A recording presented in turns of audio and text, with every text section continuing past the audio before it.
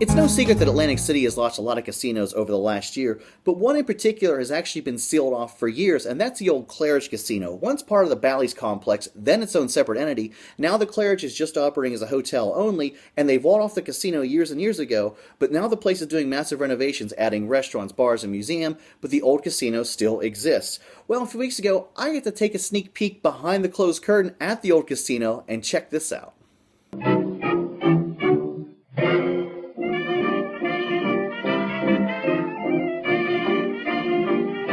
The Claridge Hotel opened in Atlantic City in 1929 and is known as the Skyscraper by the Sea. This place has a ton of history and has hosted some big-time celebrities. I'm talking Marilyn Monroe, Frank Sinatra, the Princess Grace of Monaco even stayed there. Even Al Capone stayed there. The place stayed open all the way through the 80s when it finally added a casino when AC legalized gambling. But since the late 2000s, the casino's been walled off and abandoned. But it's still there. And now as the Claridge makes a go as its own hotel, they have big-time plans for the space. So they're renovating it and turning the old casino into a museum. But peek behind the little closed curtain, and this is what you'll find.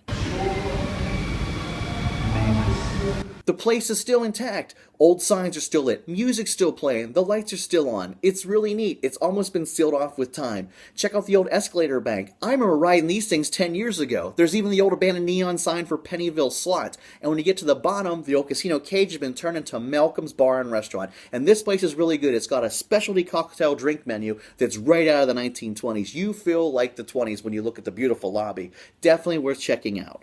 So the lower levels of the casino were walled off in the late 2000s, leaving only the top floor, which Bally's branded as The Ridge. Well, that experiment failed and eventually was walled off as well, leaving only the hotel that was sold off, and that's why the Claridge is its own deal now. And it's kind of cool that they stayed open through all the years when a lot of older Atlantic City properties have just folded up.